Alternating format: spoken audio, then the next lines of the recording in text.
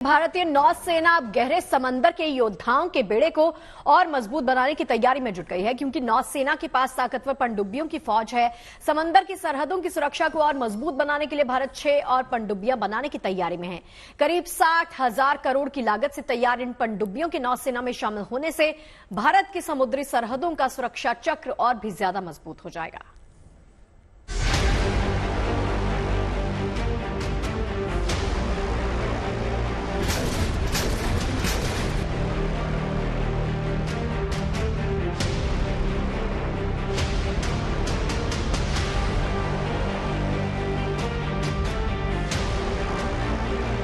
गहरे समंदर का ताकतवर योद्धा,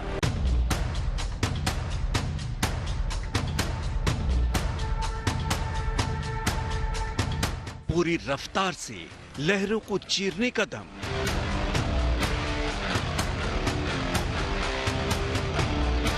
लहरों से लेकर आसमान तक मिसाइलों का पहरा। ये हिंदुस्तान के वो सिपाह सालार हैं जो समंदर की गहराइयों में रहकर दिन रात सरहदों की सुरक्षा में जुटे रहते हैं।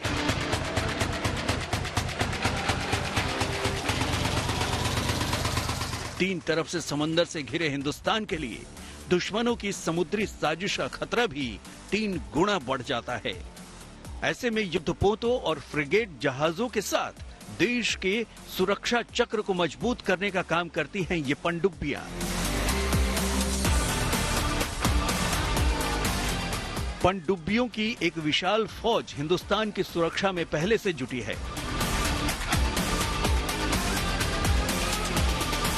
लेकिन भविष्य की चुनौतियों को भांपते हुए भारत इन पनडुब्बियों के बेड़े को और बढ़ाने की दिशा में तेजी से आगे बढ़ रहा है। इसी सिलसिले में नौसेना ने 6 अत्याधुनिक पनडुब्बियां शामिल करने की तैयारी कर ली है। रक्षा मंत्रालय ने करीब 60,000 करोड़ की लागत से इन पनडुब्बियों के निर्माण को हरी झंडी दे दी है। पनडुब्बियों के निर्माण के लिए टेंडर जारी कर दिए गए हैं और अत्याधुनिक पनडुब्बियों को बनाने के लिए जरूरी परीक्षण भी शुरू हो चुका है। इस टेंडर के तहत नौसेना के लिए 6 पनडुब्बियां तैयार की जाएंगी। ये सभी पनडुब्बियां आधुनिक स्टील्थ टेक्नोलॉजी से लैस होंगी, यानी दुश्मन के राडार इन्हें पकड़ नहीं पाएंगे। इन पनडुब्बियों को एयर इंडिपेंडेंट प्रोपल्शन तकनीक से तैयार किया जाएगा। ये पनडुब्बियां लंबे समय तक अंडर वाटर ऑपरेशन में सक्षम होंगी।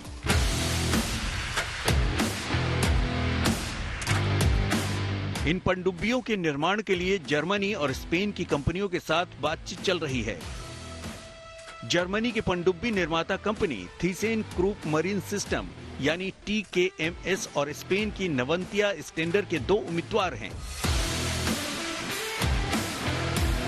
भारतीय नौसेना की एक टीम ने मार्च के आखिरी हफ्ते में जर्मनी का दौरा किया था। इस दौरान नौसेना ने जर्मनी की TKMS कंपनी की पनडुब्बी का परीक्षण किया था। अब बारी स्पेन की नवंतिया कंपनी की पनडुब्बी के परीक्षण की है।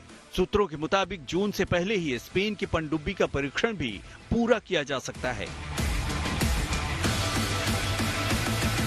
पनडुब्बियों के निर्माण के लिए जर्मनी ने भारत के मझगांव डॉकयार्ड्स लिमिटेड के साथ समझौता किया है और construction company Larsen and Toubro भी इस प्रोजेक्ट की भागीदार है।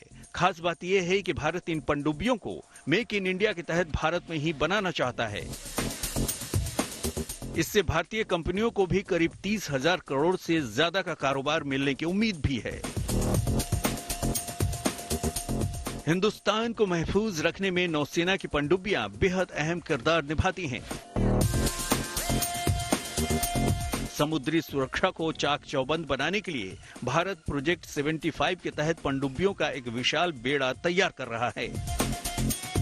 60,000 करोड़ में बनने वाली 6 नई पनडुब्बियां भी इसी प्रोजेक्ट का हिस्सा हैं। इन पनडुब्बियों के आने से नौसेना को नई ताकत मिलेगी। हिंदुस्तान की समुद्री सरहदों की तरफ कोई दुश्मन आंख उठाने की हिमाकत नहीं करेगा। मंजीत नेगी के साथ bureau report, good news today.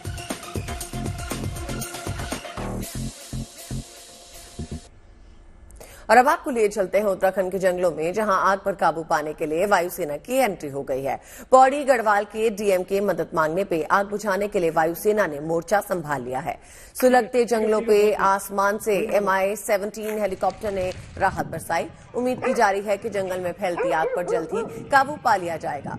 जंगल की आग को काबू में करने के लिए एयरफोर्स की एक कवायद राहत देती दिख रही है। इसके साथ ही आसमान से बादलों के बरसने का भी इंतजार है, ताकि इस आग से प्राकृतिक तौर पे हमारे जंगल छुटकारा पा सके। पेड़ से नीचे रखो।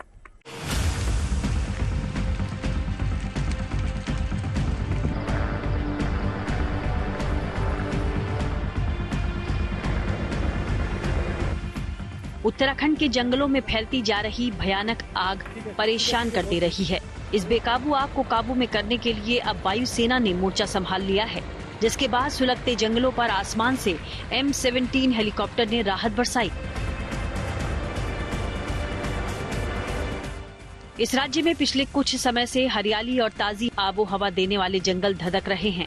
कुमाऊं, जौनसार हो या फिर गढ़वाल, जंगलों को अपनी आगोश में ले रही आग लगातार अपना दायरा फैला रही है। ये आग पौड़ी के जंगलों में लगी है, जहां शासन प्रशासन की आग को काबू में पाने की कोशिशों में अब वायुसेना भी शामिल हो गई है। वायुसेना आग से दो हाथ करने मैदान में उतर गई है। वायुसेना का हेलीकॉप्टर सोमवार शाम श्रीनगर के जीवीके हेलीपैड पर उतरा, जिसकी मदद से अलकनंदा नदी पर बने जीवीके डैम की झील से बकेट में पानी अपलिफ्ट कर पौड़ी के डोभ श्रीकोट के जंगलों पर बरसाया गया। खबर है कि इससे जंगल में फैलती आग पर काफी हद तक काबू भी पा लिया गया है। दरअसल उत्तराखंड के जंगलों की आग पर अगर एक जगह काबू पाया जा रहा है, तो इतने में दूसरे जंगलों में आग धधकने की खबर सिस्टम के माथे पर चिंता की लकीरें खींच दे रही है। हालांकि पौड़ी गढ़वाल प्रशासन की तरफ से आग बुझाने की कोशिशें जारी हैं, मगर ये सारी कवायदें आग की भयावता के आगे नाकाफी रही हैं। यही वजह भी रही कि पौड़ी के जिलाधिकारी ने एक लेटर के जरिए आग पर कंट्रोल करने के लिए एयरफोर्स से मदद मांगी। कल तक पूरे जनपद में 139 बड़ी और स्मॉल फायर्स का कुल नंबर था, जिसमें से 12 लार्ज फायर्स थी। आज लगभग 23 लार्ज फायर्स का अलर्ट है और काफी बड़ी संख्या में जो आग है उन्हें कंट्रोल करने के लिए हमारे डिपार्टमेंट्स तो काम कर ही रहे हैं, लेकिन एयर एक्विजिशन के लिए हम लोगों ने कल एक एप्लीकेशन डाली थी। उधर कुमाऊं के जंगलों में भी आग का तांडव जारी है। यहाँ बागेश्वर जिला हेडक्वार्टर समेत बैजनाथ और गणखेत में जंगल धधक रहे हैं। ऐसे में पूरा माहौल ही धुएं के आगोश में समाया हुआ है। कई जगहों पर तो जंगल की आग रिहायशी क्षेत्रों तक पहुँच बनाने की तरफ बढ़ चली है। जाहिर है प्राकृतिक संपदा के साथ साथ वन्य जीवों का आशियाना ये जंगल आज उनकी जिंदगी और उनके अस्तित्व के लिए खतरा बने हुए हैं। जंगलों की आग न थमने वाली घटनाओं से पूरे राज्य के तापमान में इजाफा हो रहा है। फिलहाल तो जंगलों में हरियाली की जगह आग की लपटों ने सब कुछ खाक सा कर दिया है। ऐसे में जंगल की दावानल को काबू में करने के लिए एयरफोर्स की ये कोशिशें राहत देती दिख रही हैं। इसके साथ ही आसमान से बादलों के बरसने का भी इंतजार हो रहा है, ताकि इस आग से प्राकृतिक तौर पर हमारे जंगल छुटकारा पा सकें। श्रीनगर से सिद्धांत उनियाल, पौड़ी से अंकित शर्मा और बागेश्वर से जगदीश पांडे के साथ bureau report, good news today. और बात कर लेते हैं चिलचिलाते गर्मी की। लोगों को राहत दिलाने के लिए शासन प्रशासन अपने स्तर पर इंतजाम कर रहे हैं। महाराष्ट्र के चंद्रपुर में एक निर्दलीय ने भी एक ऐसी ही नेक पहल की शुरुआत की है। इन्होंने लोगों की प्यास बुझाने के लिए अम्मा ऑटो रिक्शा जल सेवा शुरू कर दी है। इस मुहिम के तहत ऑटो रिक्शा में रखे पानी के गैलन से गर्मी से परेशान लोगों की प्यास बुझाई जा रही है।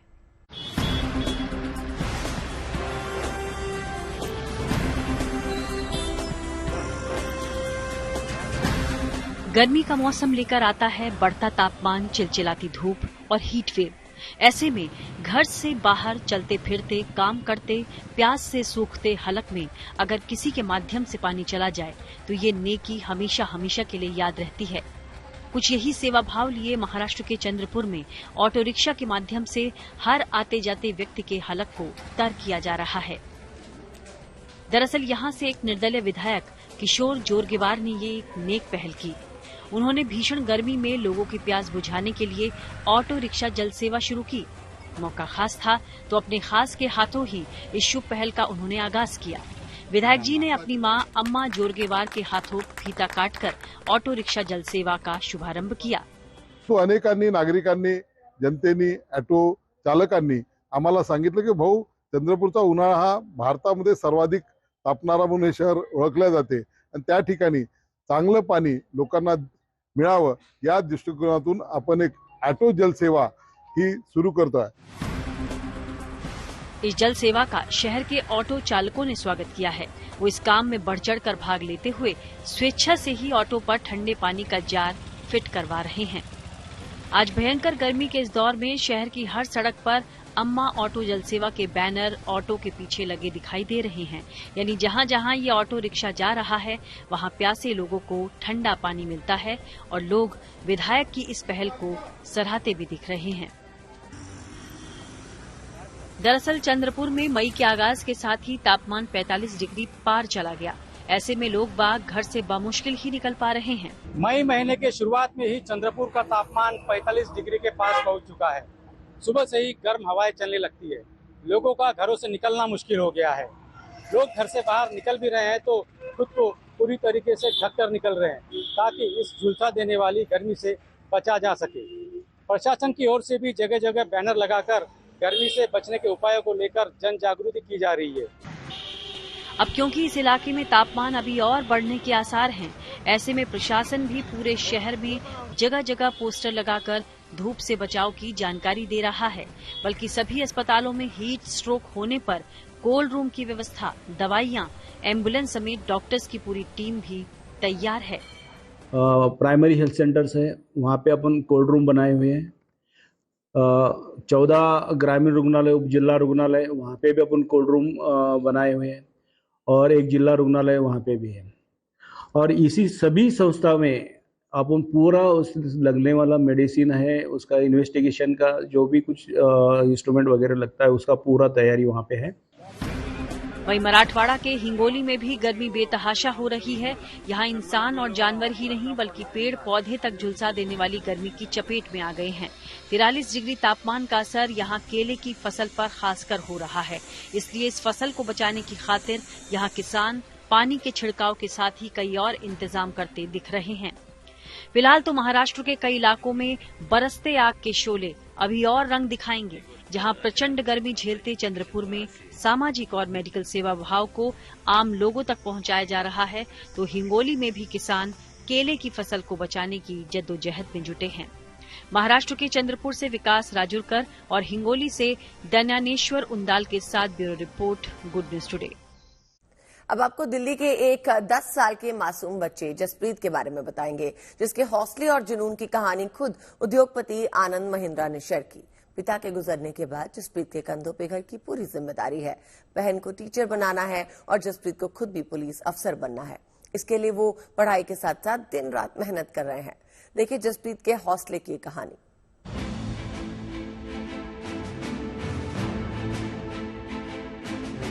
करना पड़ता है क्योंकि मेरे पापा की डेथ थी तो इसे बंद नहीं करना चाहता मैं। आंखों में सपने और दिल में कुछ कर गुजरने का जुनून, ये इस 10 साल के बच्चे जसप्रीत को दुनिया से अलग बनाती है, जिसके हौसले के आगे मुश्किलें भी घुटना टेक रही हैं।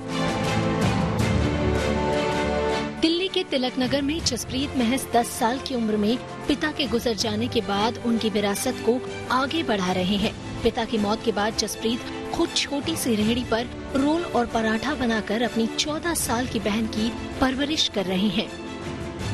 जसप्रीत कभी सोचा था कि ये करूंगा या कभी करने का मन था या फिर अब करना पड़ रहा है? करना पड़ता है भैया, करना पड़ता है भैया। करना पड़ता है। पर बुआ आपके सपोर्ट में थी, भैया थे, आप चाहते तो नहीं भी करते?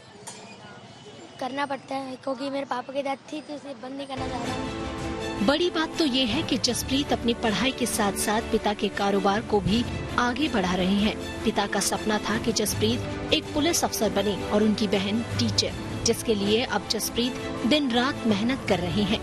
आज मैं स्कूल जाता हूँ 2 बजे आता हूँ, फिर ट्यूशन जाता हूँ 4 बजे, फिर 6 बजे आता हूँ। 6 बजे के बाद यहाँ? हाँ जी, बहन सारी जिम्मेदारी मेरे पे है। बहन कौन कौन सी जिम्मेदारी? सारी जिम्मेदारी बहन की शादी करवाने की, सब कुछ मेरे पे ही है। बहन की पढ़ाई खर्चा भी आप ही निकालते हो? हाँ जी, हाँ जी। जसप्रीत क्या बनना है आपको बड़े होकर? Police officer. Police officer? ये आप चाहते हो या फिर पापा की ख्वाहिश थी? ये पापा की ख्वाहिश थी।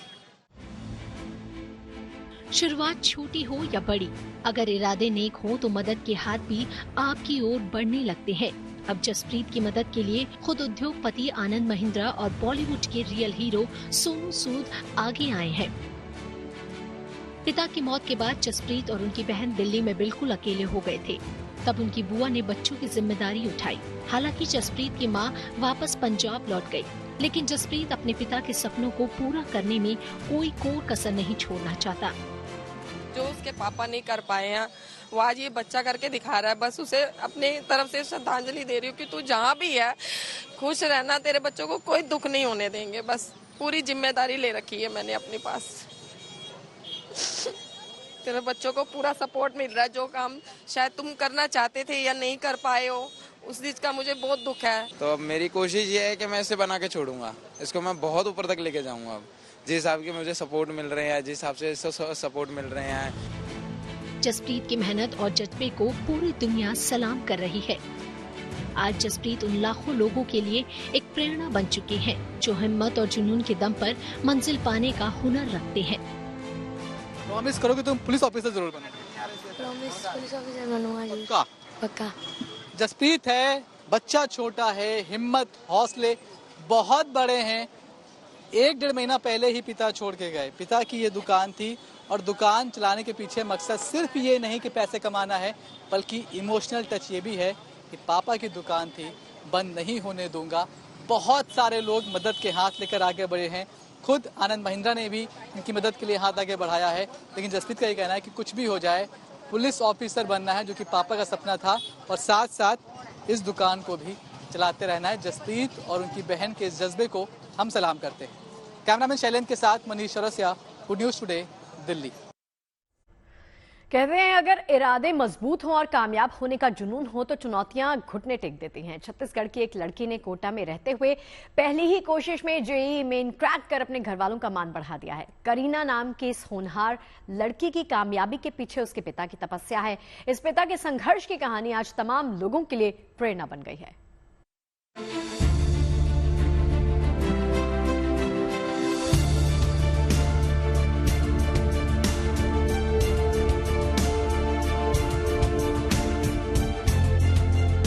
जूस की दुकान पर मैंगो शेक बनाती ये बच्ची होनहार है, हिम्मती है, जुनूनी है और बच्चों के लिए नजीर है इस बात के लिए कि प्रतिभा किसी की मोहताज नहीं होती।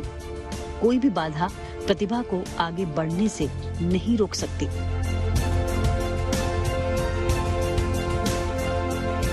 करीना ने दरअसल वो काम कर दिखाया जो अक्सर सुविधा लेकर पढ़ाई लिखाई करने वाले बच्चे भी नहीं दिखा पाते।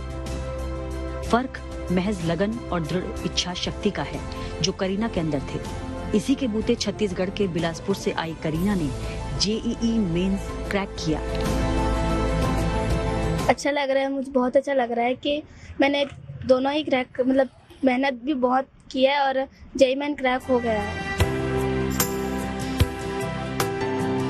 अपनी बेटी की कामयाबी देख पिता और चाचा खुद के तप और संघर्ष को तो मानो भूल ही गए।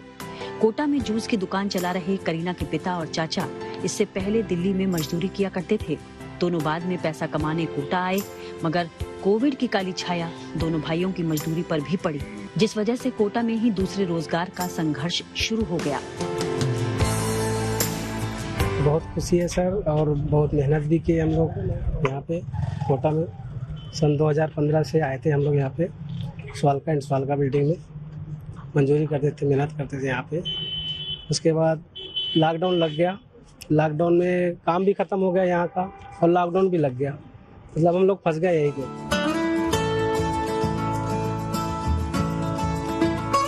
फिर ऐसा समय भी आया जब दोनों भाइयों ने कोटा में ही रोड साइड बिजनेस शुरू किया।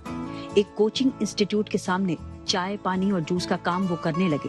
हालांकि दुकान पर दूसरे बच्चों को आता देख उन्होंने भी अपनी बिटिया को साल 2023 में पढ़ाई के लिए कोटा बुला लिया ताकि वो अपनी ख्वाहिशों को उड़ान दे पाए।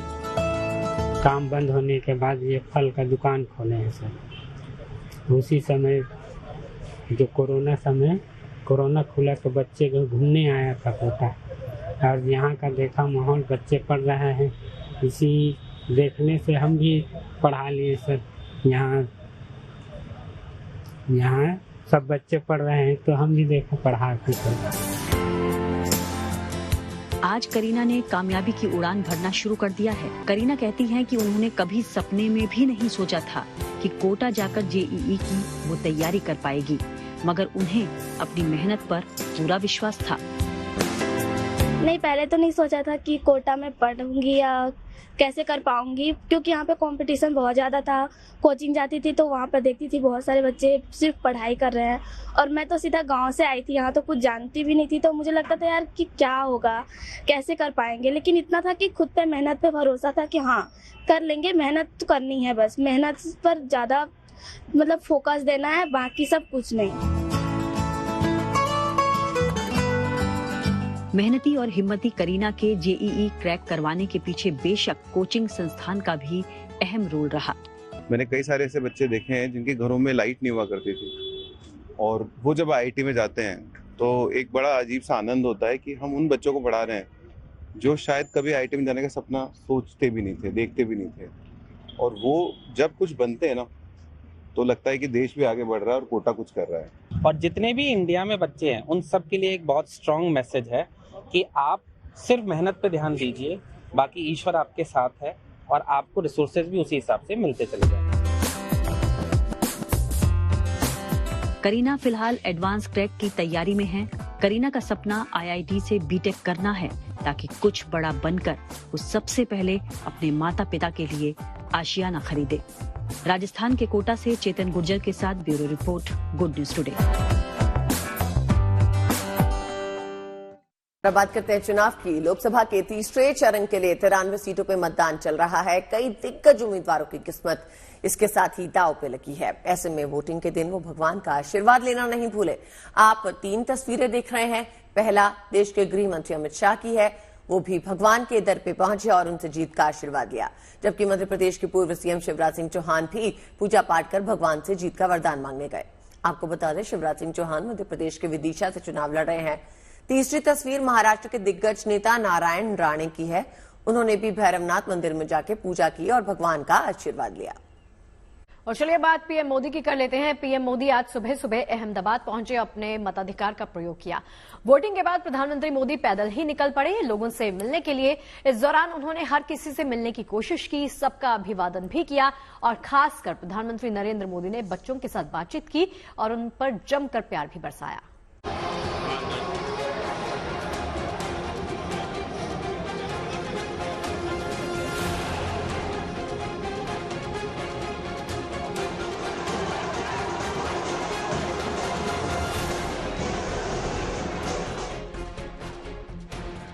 अंदाज पुराना लेकिन शैली बिल्कुल अलग।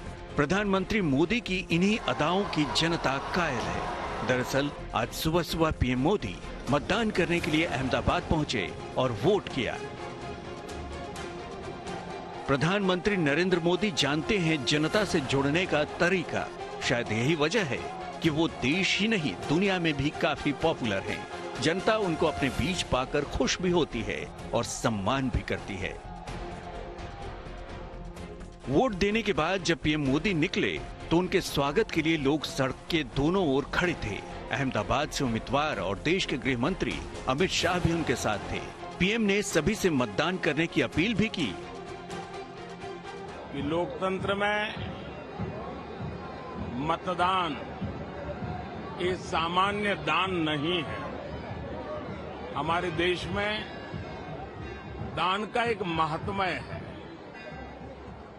और उसी भाव से देशवासी ज्यादा से ज्यादा मतदान करें। जो भी जितनी आहुति दे रहा है सब अभिनंदन के अधिकारी हैं।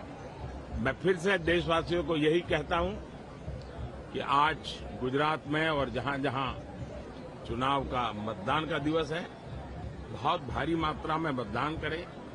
लोकतंत्र के पर्व को मनाएं, उत्सव के रूप में मनाएं। मतदान करने के बाद पीएम जब सड़क पर पैदल निकले तो उन्होंने किसी को भी निराश नहीं किया। हर किसी से मिलने की कोशिश की, किसी से हाथ मिलाया तो किसी ने उनकी तस्वीर पर उनका ऑटोग्राफ मांगा तो उनकी इच्छा पूरी की। बच्चों से तो पीएम का लगाव जगजाहिर है। एक बच्ची के हाथ में लगी मेहंदी को भी पीएम ने गौर से देखा और उसके हाथ पर भी अपना ऑटोग्राफ दिया। पीएम मोदी से मिलकर बच्चे भी काफी खुश दिखे। जब से ये मैंने उनका पोर्ट्रेट बनाया तब से मैं आज के दिन का इंतजार कर रही थी, कब वो आए, कब मैं उनको ये दिखा सकूं।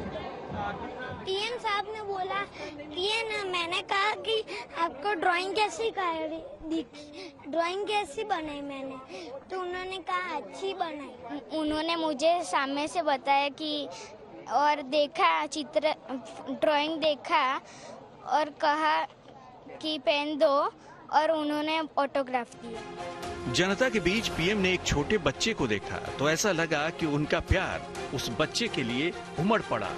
पीएम ने उस बच्चे को अपनी गोद में लिया, उसे खिलाया और लाड भी किया।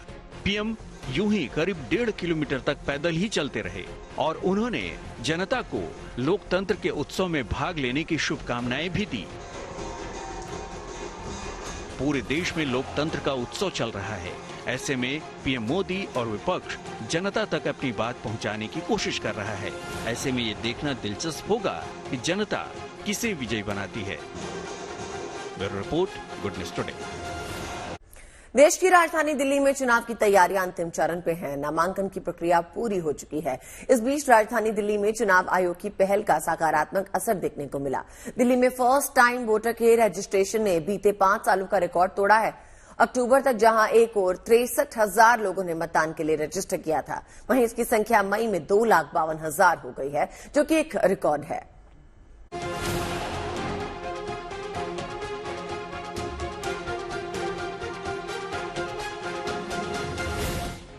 लोकतंत्र के उत्सव में इस बार युवा भागीदारी जबरदस्त रहने वाली है। देश की राजधानी दिल्ली में इस लोकसभा चुनाव में फर्स्ट टाइम वोटर अपना दम दिखाएंगे।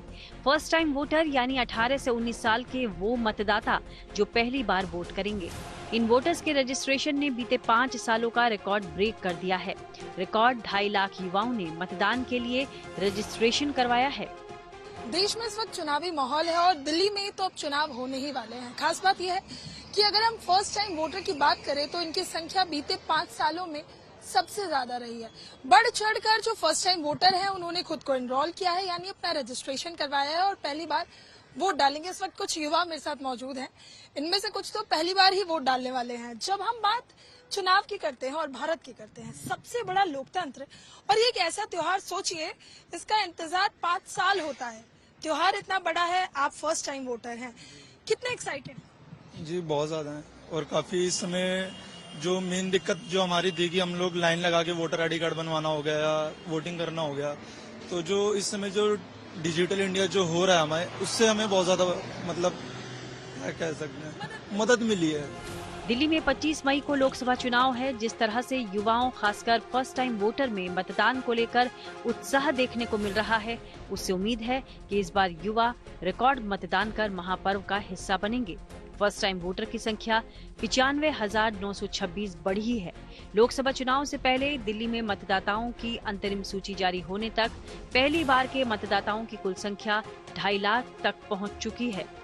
फर्स्ट टाइम वोटर्स का है, हमने स्टार्ट किया था तकरीबन 63,000 वोटर्स से, जब हमने ड्राफ्ट रोल पब्लिश किया था, और जब फाइनल रोल पब्लिश किया था after the special summary revision, इसमें फर्स्ट टाइम वोटर्स का नंबर हो गया 1,36,000। लेकिन वो प्रक्रिया जारी रहा है आफ्टर फाइनल पब्लिकेशन ऑल्सो। तो आज के दिन पे 2,52,000 2,52,000 हम क्रॉस कर चुके हैं, which is a record in the last 5 years। लोकतंत्र की मजबूती के लिए मतदान आवश्यक है और नए मतदाताओं की लोकतंत्र में भागीदारी हो, इसके लिए चुनाव आयोग ने कई अहम फैसले लागू भी किए हैं। मसलन डिजिटाइजेशन के इस युग में चुनाव के लिए रजिस्ट्रेशन काफी आसान कर दिया गया है। लोग आसानी से घर बैठे अपना इलेक्शन आई कार्ड बनवा रहे हैं। इसके अलावा स्कूल, कॉलेजेस में युवा वोटर्स में जागरूकता फैलाने के लिए कई अभियान भी चलाए जा रहे हैं। हमारा प्रोग्राम है स्वीप, systematic voter education and participation programme है, जिसके तहत हम काफी प्रोग्राम्स ऑर्गेनाइज करते हैं, रीच आउट करते हैं कॉलेजेस, यूनिवर्सिटीज, स्टूडेंट क्लब्स, इनके लिए कल्चरल प्रोग्राम से लेके एकेडमिक रिलेटेड एक्टिविटीज में भी हम लोग काफी उनका कॉलेज फेस्टिवल्स में पार्टिसिपेट करते हैं। और रेगुलरली उनके जो एक्टिविटीज जो होता है उसको हमारा डिस्ट्रिक्ट फील्ड ऑफिस जो है कैंप्स ऑर्गेनाइज करते हैं कॉलेजेस में, स्कूल्स में। उसके अलावा हम इस बार जो है पहली बार जो हमारा ईवीएम डेमोन्स्ट्रेशन वैन्स होता है, जो मोबाइल वैन जो है वो almost all colleges, schools, universities में भेजा है ताकि स्टूडेंट्स को बता दिया जाए कि भाई ईवीएम कैसा फंक्शन करता है और उसका फायदा क्या है। तो इससे जो है रीच आउट जो है ना बहुत ज्यादा प्रयास किया है। फर्स्ट टाइम वोटर के साथ ही महिलाओं और ट्रांसजेंडर मतदाताओं की संख्या में भी काफी बढ़ोतरी हुई है। चुनाव आयोग की हर मुमकिन कोशिश है कि लोग घरों से बाहर निकलें और देश के विकास में अपने मताधिकार का पूरी शिद्दत से इस्तेमाल करें। दिल्ली से नीतू झा के साथ bureau report, good news today. और चलिए पहुंच गए हैं लंच टाइम के इस अंतिम पड़ाव पर, जहां पर आपको दिखाएंगे किसी महान शख्सियत की कही बातें। देख लेते हैं आज का विचार। नेल्सन मंडेला ने कहा है कि जीवन की शोभा इस बात में नहीं है कि आप कभी हारे ही नहीं, बल्कि इस बात में है कि आप हर बार हारने के बाद दोबारा उठ खड़े हों।